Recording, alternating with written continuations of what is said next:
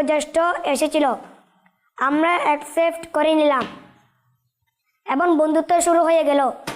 কি অবস্থা করুন, পায়ের জুতা কেনার জন্য সারা বাজার ঘুরতে থাকি, মানুষদের পছন্দের জুতা খুঁজতে ঘন্টার পর ঘন্টা ব্যয় করি। তার একটি জুতা পছন্দ করে আর বন্ধু যাতে হৃদয় স্থান দিতে হবে, তার সাথে উঠা বসা করতে হবে, তাকে নিজের জীবনে অন্তর্ভুক্ত করে নিতে হবে। তার নৈতিকতা আমাদের প্রভাবিত করবে, তার চরিত্র আমাদের চরিত্রকে প্রভাবিত করবে। এই ব্যাপারে কোনো চিন্তা নেই যে কখনো যাচাই বাছাই নেই, শুধু পরস্পরের মাঝে কিছু আলাপ হয়েছে, তার বন্ধুত্ব হয়ে গিয়েছে। মহান আল্লাহ আমাদেরকে রহম করুন।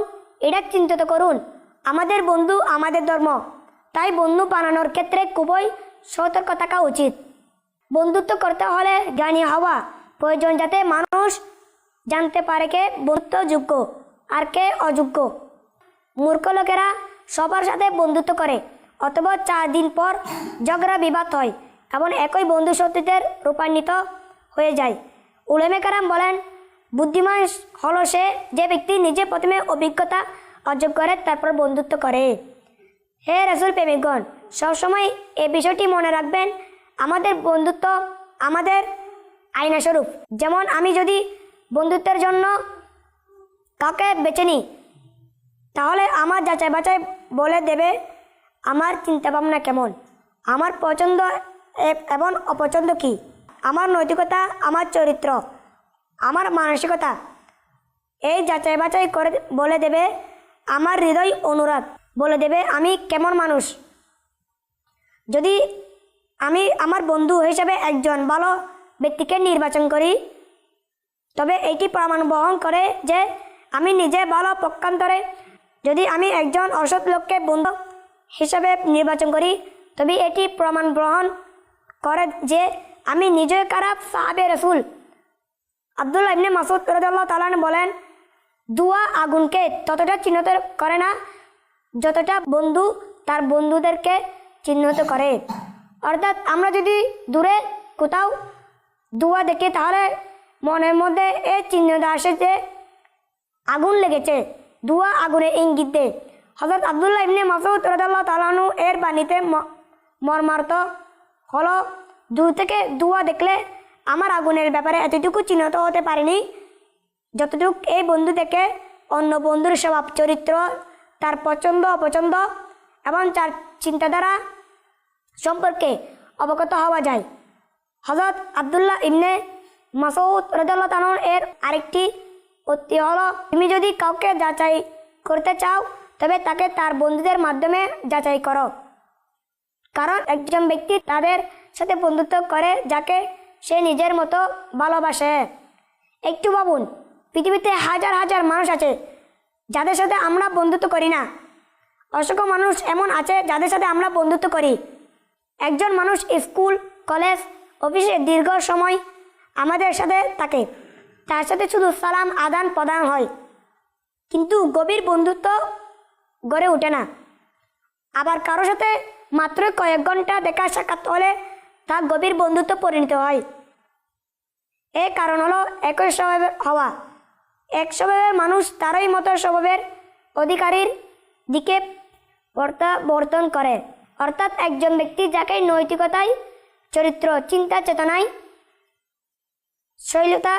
শৈলীতে নিজের মতো ভাবে, তার সাথে বন্ধুত্ব করে।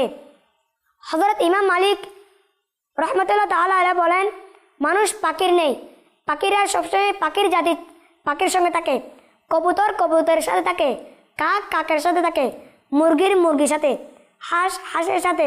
তদুরূপ মানুষই তার সমধারণা, সমচিন্তা, সমচরিত, সমনৈতিকতা সম্পূর্ণ লোকের সাথে বন্ধুত্ব করে।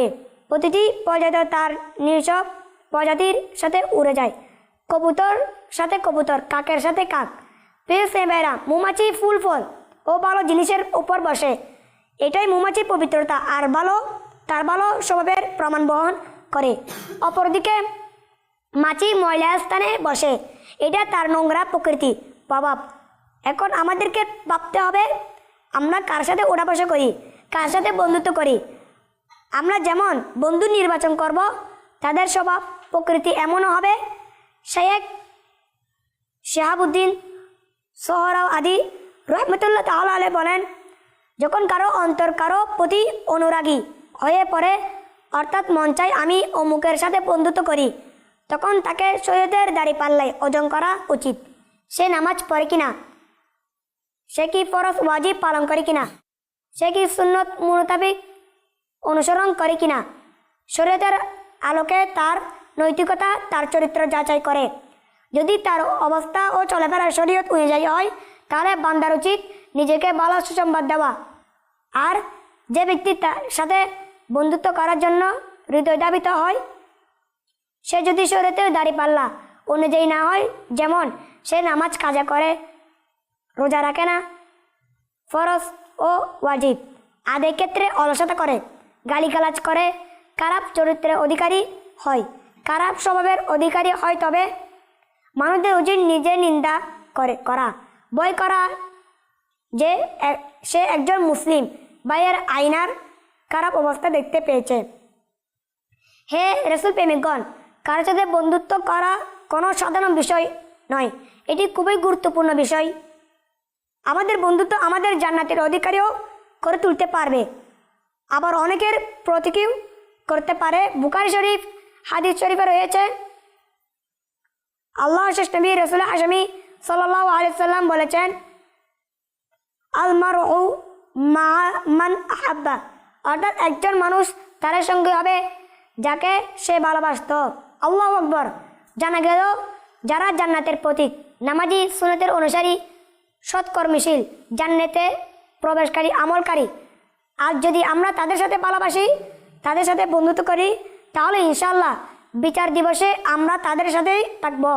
পক্ষান্তরে আল্লাহ না করুক, আজকে যদি আমরা জাহান্নামীদের প্রতীকের সাথে উঠা বসা করি, যারা নামাজ পড়ে না, রোজা রাখে না, গান বাজনা শুনে, সিনেমা নাটক দেখে, গালিগালাজ করে, ঝগড়াঝাটি করে, মদ পান করে, জুয়া খেলা খেলে, আল্লাহ ও তার রাসূলের অবাধ্য হয়, আমরা যদি তাদের সাথে বন্ধুত্ব করি, আল্লাহ না করুক যদি তওবা করা ব্যতীত ইন্তিকাল করি, তাহলে পবিত্র হাদিস অনুযায়ী কিয়ামতের দিন তাদের সাথে আমাদের পুনরুত্থান হবে। এজন্য আমাদের উচিত খুব ভালোভাবে চিন্তা ভাবনা করে বন্ধুত্ব করা।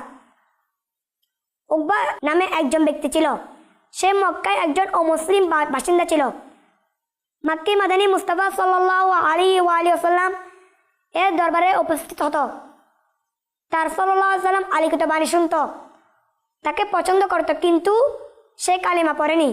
একদা সে রাসূল হাশমি সাল্লাল্লাহু আলাইহি ওয়াসাল্লামকে তার ঘরে আমন্ত্রণ জানালে তিনি সাল্লাল্লাহু আলাইহি ওয়াসাল্লাম তার ঘরে আগমন করলেন। খাবার পরিবেশন করা হলো। উম্মতের শাফাআতকারী রহমতে রাসূল সাল্লাল্লাহু আলাইহি ওয়াসাল্লাম বললেন, যতক্ষণ পর্যন্ত তুমি কালিমা পড়বে না, ততক্ষণ পর্যন্ত আমি তোমার ঘরের খাবার কখনো খাবো না। সুতরাং উকবা বিন আবি মুয়ত প্রকাশভাবে কালেমা পড়ল। মক্কি মাদানী তাজেদার নবী সাল্লাল্লাহু আলাইহি ওয়াসাল্লাম এর ঘরের খাবার আহার করলেন এবং ফিরে এলেন। উকবা বিন কালেফের সাথে উকবা বিন আবু মুয়তের বন্ধুত্ব ছিল। উবাই বিন কালাফ ছিল মক্কার একজন বড় নিফিরক এবং একজন অমুসলিম। যখন সে জানতে পারলো সে উকবা বিন আল্লাহ তাআলা রাসূল সাল্লাল্লাহু আলাইহি ওয়াসাল্লাম এর ঘরে আমন্ত্রণ জানিয়েছে এবং কালেমা পাঠ করে নিয়েছে, তখন সেই অমুসলিম নিপীড়কের ক্রয় ফুঁসে উঠল। সে উকবাকে উত্তেজিত করে তুলল এবং বলল, তোমার সাথে আমার বন্ধুত্বের বন্ধন অটুট থাকার একটি মাত্র পথ খোলা আছে, সেটি হলো তুমি মুহাম্মদ সাল্লাল্লাহু আলাইহি ওয়াসাল্লাম এর সাথে খারাপ আচরণ করো। মাআযাল্লাহ। এখন উকবা ইবনে আবি মুয়তের সামনে দুটি পথ খোলা ছিল। এক পাশে ছিল তার বন্ধু, অপর পাশে ছিল হযরত মুহাম্মদ সাল্লাল্লাহু তাআলা আলাইহি ওয়াসাল্লাম এবং উভয় জগতের কলঙ্ক। কিন্তু হায়, উকবা ইবনে আবি মুয়ত একজন অমুসলিম বন্ধু পছন্দ করল এবং সে নূর নবী সাল্লাল্লাহু আলাইহি ওয়াসাল্লামকে দরবারে এলো এবং তার সাথে দুর্ব্যবহার করলো। তখন 19তম পারা সূরা ফুরকানের এ আয়াত অবতীর্ণ হলো। কানজুল ইমান থেকে অনুবাদ। আর যেদিন অত্যাচারী চির দংশন করতে করতে বলবে, হায় আফসোস, আমি যদি রাসূলের সাথে পথ অবলম্বন করতাম, হায় আমার দুর্ভাগা, আমি যদি অমুকের বন্ধুদের রূপ গ্রহণ না করতাম, নিশ্চয় সে আমাকে উপদেশ বানিয়ে আসার পর তাকে আমাকে বিভ্রান্ত করেছিল। শয়তান মানুষের বিপদের সময় অসহায় অবস্থায় ছেড়ে দেয়।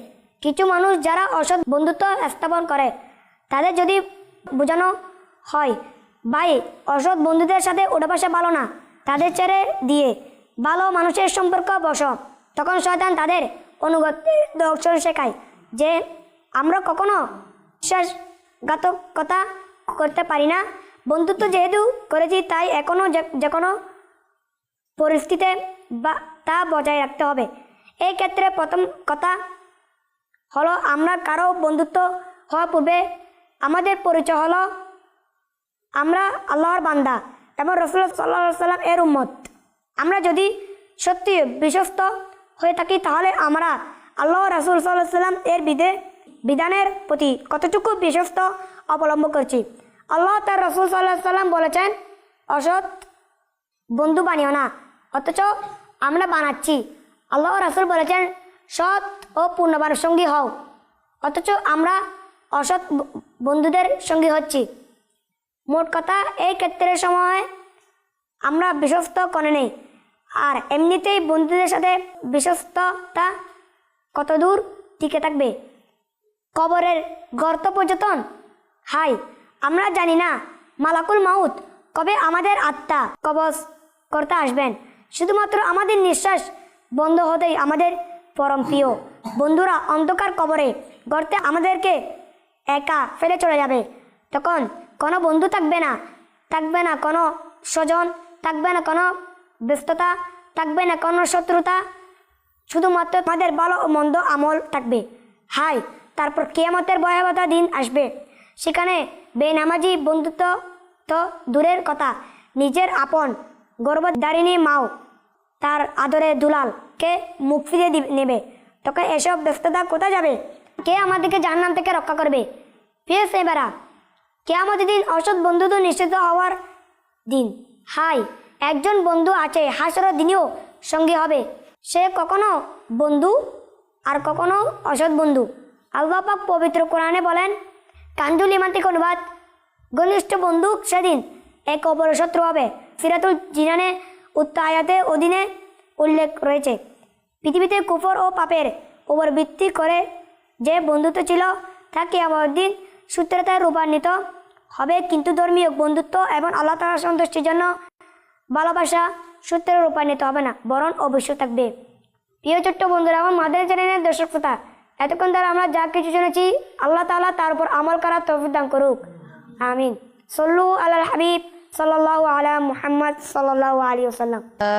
আসসালামু আলাইকা ইয়া রাসূলুল্লাহ, আসসালাতু ওয়াসসালামু আলাইকা ইয়া হাবিবাল্লাহ, আসসালাতু ওয়াসসালামু আলাইকা ইয়া নাবিয়াল্লাহ ওয়া আলা আলিকা ওয়া আসহাবিকা ইয়া নূরুল্লাহ। হাসবি রাব্বি জাল্লাল্লাহ মা ফি কলবি গায়রুল্লাহ, নূর মুহাম্মদ সাল্লাল্লাহ, লা ইলাহা ইল্লাল্লাহ, লা ইলাহা ইল্লাল্লাহ, লা ইলাহা ইল্লাল্লাহ, লা ইলাহা ইল্লাল্লাহ, লা ইলাহা ইল্লাল্লাহ মুহাম্মাদুর রাসূলুল্লাহ সাল্লাল্লাহু তাআলা আলাইহি ওয়াসাল্লাম। আল্লাহু আল্লাহু আল্লাহু আল্লাহু আল্লাহু আল্লাহু আল্লাহু আল্লাহু আল্লাহু আল্লাহু আল্লাহু আল্লাহু আল্লাহু আল্লাহু আল্লাহু আল্লাহু আল্লাহু, লা ইলাহা ইল্লাল্লাহ মুহাম্মাদুর রাসূলুল্লাহ সাল্লাল্লাহু তাআলা আলাইহি ওয়াসাল্লাম। ইল্লাল্লাহু ইল্লাল্লাহ ইল্লাল্লাহু ইল্লাল্লাহ ইল্লাল্লাহু ইল্লাল্লাহ ইল্লাল্লাহু ইল্লাল্লাহ ইল্লাল্লাহু ইল্লাল্লাহ ইল্লাল্লাহু ইল্লাল্লাহ ইল্লাল্লাহু ইল্লাল্লাহ ইল্লাল্লাহু ইল্লাল্লাহ ইল্লাল্লাহু ইল্লাল্লাহ, লা ইলাহা ইল্লাল্লাহ মুহাম্মাদুর রাসূলুল্লাহ sallallahu ta'ala alaihi wasallam. اذكروا الله الله الله الله الله الله الله الله الله الله الله الله الله الله الله الله الله لا إله إلا الله محمد رسول الله صلى الله تعالى عليه وسلم. الصلاة والسلام عليك يا رسول الله. الصلاة والسلام عليك حبيب الله. الصلاة والسلام عليك يا نبي الله وعلى آلك وأصحابك يا نور الله. اللهم آمين. آمين. الصلاة والسلام عليك يا رسول الله وعلى آلك وأصحابك يا حبيب الله. آمين. يا رب مصطفى باتفال مصطفى عز وجل وصلى الله تعالى عليه وآله وسلم. আমাদের পিতামাতা এবং সকল উম্মত মুহাম্মদের গুনাহ মাফ করে দাও। আল্লাহ বয়নের ভুল ত্রুটি এবং সকল গুনাহ ক্ষমা করে দাও। নেক আমলের প্রতি উৎসাহ প্রদান করো। গুনাহ রক্ষতে মুক্তি দান করো। ইয়া আল্লাহ মুসলমানের রোগসমূহ ঋণগ্রস্ততা রোজগারহীনতা সন্তানহীনতা অহেতুক মামলা মোকদ্দমা এবং বিভিন্ন পেরেশানি সমূহ থেকে মুক্তি দান করো। ইয়া আল্লাহ ইসলামের উন্নতি দান করো। ইসলামের শত্রুদেরকে অবদস্ত করো। মদিনা শরীফের সুগণিময় সুতল হওয়ার উসিলায় আমাদের সকল জায়েজ দোয়া সমূহ কবুল করো। ইন্নাল্লাহা ওয়া মালাইকাতাহু ইউসাল্লুনা আলান নবী ইয়া আইয়ুহাল্লাযীনা আমানু সাল্লু আলাইহি ওয়া সাল্লিমু তাসলিমা। সুবহানা রাব্বিকা রাব্বিল ইজ্জাতি আম্মা ইয়াসিফুন ওয়া সালামুন আলাল মুরসালিন ওয়াল হামদুলিল্লাহি রাব্বিল আলামিন। আসসালাতু ওয়াসসালামু আলাইকা ইয়া রাসূলুল্লাহ ওয়া আলা আলিকা ওয়া আসহাবিকা ইয়া হাবিবাল্লাহ বিরহমাতিকা ইয়া আরহামার রাহিমিন। मुस्तफा जाने रहमत पे लाखों सलाम शहबाजे हिदायत पे लाखों सलाम उससे आज़म इमाम का वतन का उससे आज़म इमाम का का जलवाए शान कुदरत पहला को सलाम मुस्तफा रहमत पहला को सलाम शम्अ बाजे हिदायत पहला को सलाम। الصلاة والسلام عليك يا رسول الله وعلى آلك وأصحابك يا حبيب الله. سبحانك اللهم وبحمدك أشهد أن لا إله إلا أنت أستغفرك وأتوب إليك. الصلاة والسلام عليك نبي الله وعلى آلك وأصحابك